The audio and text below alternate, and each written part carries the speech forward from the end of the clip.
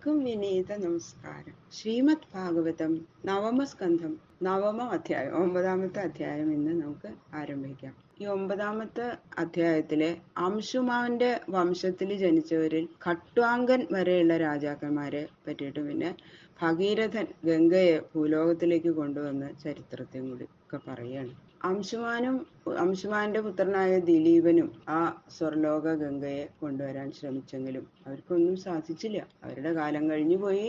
പിന്നെ ദിലീപന്റെ പുത്രനായ ഭഗീരഥൻ ബ്രഹ്മാവിനെ കഠിനമായിട്ട് അങ്ങോട്ട് തപസ് ചെയ്ത് പ്രത്യക്ഷാക്കി ആയുസ് സമ്പാദിച്ചു. ആദ്യം തന്നെ അതാ ഉണ്ടായത്. എനിക്ക് ആയുസ് തരണേ എന്ന് അങ്ങോട്ട് തപസ് ചെയ്ത് പ്രാർത്ഥിച്ചു. എന്നാലല്ലേ, ജീവിച്ചിരുന്നാലല്ലേ അത് ചെയ്യാൻ പറ്റുള്ളൂ.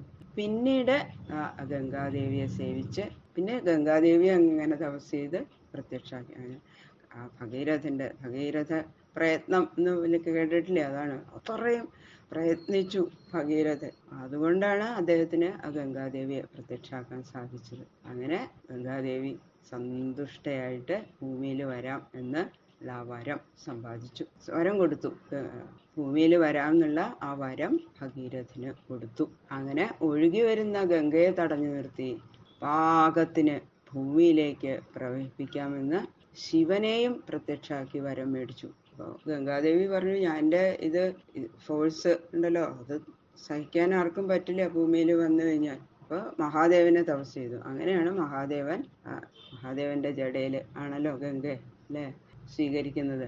ഇങ്ങനെ ഭഗീരഥ മഹാരാജാവിന്റെ അത്യധ്വാന ഫലമായിട്ട് സാക്ഷാൽ ഭാഗീരഥി കീഴ്പോട്ടൊഴുകി കൈലാസത്തിലെ മഹാദേവന്റെ ജടയിൽ പതിച്ചു.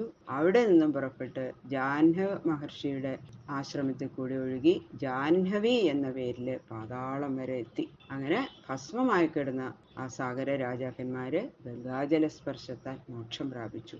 ഭഗവത്പാദത്തിൽ നിന്ന് ഒഴുകിയ ആ ഗംഗയ്ക്ക് ഇങ്ങനെയാണ് ആ സകല പാപങ്ങളെയും നശിപ്പിക്കാനുള്ള ശക്തി ഉണ്ടായത്. അതിലെന്താ അത്ഭുതം അല്ലേ? ഇത്രയും മഹിമ ഭഗവാന്റെ പാദത്തിനുണ്ട്. അപ്പൊ നമുക്ക് ആരംഭിക്കാം. ഓം നമോ ഭഗവതേ വാസുദേവായ. അഥ ശ്രീമദ് ഭാഗവത നവമസ്കന്ധ നവമോധ്യായ.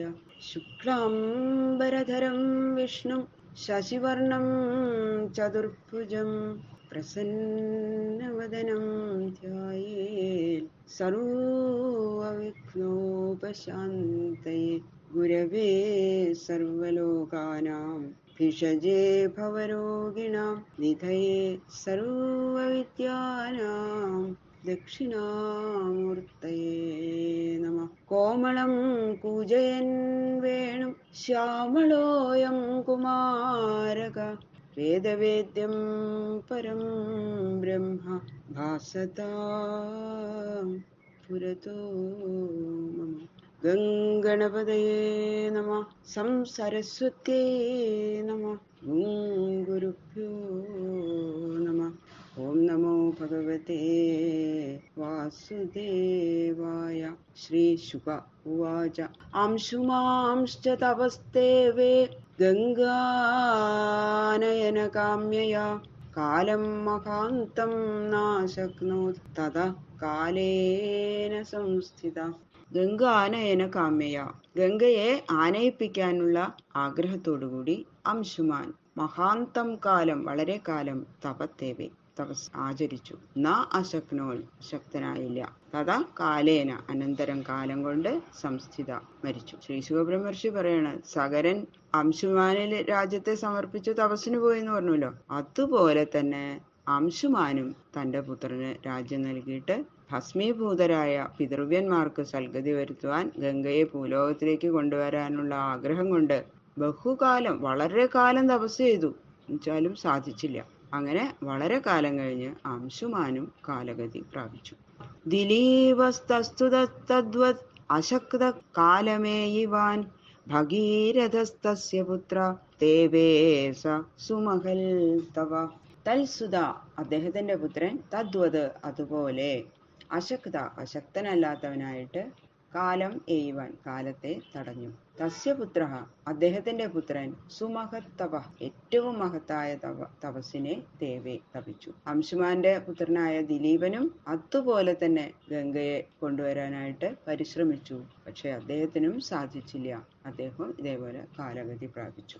ദിലീപന്റെ പുത്രനായ ഭഗീരഥനാണ് പിന്നെ ഗംഗയെ കൊണ്ടുവന്നു എന്ന് പറയുന്നു. ആ ഗംഗയെ കൊണ്ടുവരാൻ വേണ്ടിയിട്ട് തായ തപസ് ചെയ്തു. ദർശയാമാസതം ദേവി പ്രസന്നാ വരദാസ്മിതേ ഇത്യുക്ത സ്വമഭിപ്രായം ശശംസാവനതോ നൃപ. പ്രസന്നാദേവി സന്തുഷ്ടയായ ഗംഗാദേവി തേ വരദാസ്മി ഞാൻ നിനക്ക് വരദയായിരിക്കുന്നുവെന്ന് തം ദർശയാമാസ തന്റെ സ്വരൂപത്തെ അദ്ദേഹത്തിന് ദർശിപ്പിച്ചു. ഇതി ഉക്ത ഇപ്രകാരം പറയപ്പെട്ട നൃപ രാജാവ് അവനത നമസ്കരിച്ചവനായിട്ട് സ്വം അഭിപ്രായം തന്റെ അഭിപ്രായത്തെ ശശംസ പറഞ്ഞു. തപപ്രഭാവത്താൽ പ്രസന്നയായ ഗംഗാദേവി ഭഗീരഥന് പ്രത്യക്ഷയായി നിന്റെ അഭീഷ്ടത്തെ ഞാൻ നൽകാൻ ഇതാ വന്നിരിക്കുന്നു എന്ന് പറഞ്ഞപ്പോ ഭഗീരഥൻ വളരെ ഭക്തിപൂർവ്വം സന്തോഷമായിട്ട് അങ്ങോട്ട് നമസ്കരിച്ചു. എന്നിട്ട് പറഞ്ഞു, എന്റെ പിതാക്കന്മാരെ നരകത്തിൽ നിന്ന് ഉദ്ധരിക്കാൻ വേണ്ടി ഭഗവതി ഭൂലോകത്തിലേക്ക് വരണം എന്നങ്ങോട്ട് അപേക്ഷിക്കണം. കോനുധാരയിതാ വേഗം പതന്ത്യാമേ മഹീതലേ അന്യഥാ ഭൂതലം ഭിത്വാ നൃപായാസ്യേ രസാതലം. മഹീതലേ ഭൂതലത്തിൽ പതന്ത്യാമേ പതിക്കുന്ന എന്റെ വേഗത്തെ ക്വനുധാരയിത ആര് ധരിക്കും? അന്യഥാ അല്ലാത്ത പക്ഷം ഭൂതലം ഭിത്വാ ഭൂതലത്തെ ഭേദിച്ചിട്ട് രസാതലം യാസ്യേ പാതാളത്തെ ഞാൻ യാനം ചെയ്യും. ഗംഗാദേവി പറഞ്ഞു, അല്ലയോ നൃപ, ഭൂമിയിലേക്ക് പതിക്കുന്ന എന്റെ പതന വേഗത്തെ ആരാ ധരിക്കുക? ആരെങ്കിലും ഒരാൾ എന്നെ ധരിക്കാതിരുന്നാൽ ഞാൻ ഭൂമി പിളർന്ന് പാതാളത്തിൽ പ്രവേശിക്കും. കിഞ്ചാഹം നഭുവം യാസ്യേ നരാമയ്യാമൃജന്ധ്യഖം മൃജാമി തദഘം കുത്ര രാജൻ തത്ര വിചിന്യതാം. കിഞ്ച അത് മാത്രമല്ല രാജൻ, ഹേ രാജാവേ, അഹം ഞാൻ ഭുവം ന യാസ്യേ ഭൂമിയെ യാനം ചെയ്യില്ല. നരാഹ മനുഷ്യർ മയും എന്നിൽ അഖം ആമൃജന്തി പാപത്തെ ക്ഷാളനം ചെയ്യും. തത് അഖം ആ പാപത്തെ കുത്ര മൃജാമി എവിടെ ഞാൻ മാർജനം ചെയ്യും. തത്ര ചിന്തിതം അതിനെക്കുറിച്ച് ചിന്തിച്ചാലും. അപ്പൊ ഗംഗാദേവി പറയാണ്, ഹേ രാജൻ, അതുമാത്രല്ല വേറെയും ഒരു വൈഷമ്യമുണ്ട്. ഞാനേ ഈ ഭൂലോകത്തിലേക്ക് വരുന്നില്ല. വന്ന ഈ മനുഷ്യര് അവരുടെ പാപം മുഴുവൻ എന്നിൽ പ്രക്ഷേപിക്കും. എങ്ങനെയാ? അവർ എന്നിൽ സ്നാനം ചെയ്യും, എൻ്റെ ജലം പാനം ചെയ്യും. അതുകൊണ്ട് അപ്പോൾ അവരുടെ പാപം മുഴുവൻ എന്നിലേക്ക് പ്രവഹിക്കും. ആ പാപം ഞാൻ എവിടെ കൊണ്ട് കളയും? അതിനൊരു ഉപായം അവിടുന്ന് പറഞ്ഞു തരും. അങ്ങ് അത് കാണണം. അതിനൊരു ഉപായം അങ്ങ് തന്നെ കാണണം. എന്നാലേ ഞാൻ വരുള്ളൂ എന്ന് പറയുന്നു. ഭഗീരഥ ഉവാച സാധവോ ന്യാസിന ശാന്ത ബ്രഹ്മിഷ്ഠാ ലോകപാവനാ ഹരന്ത്യഖം തേംഗ സംഘാൽ തേഷ്വാസ്തേ ഹ്യഖപിതു ഹരി.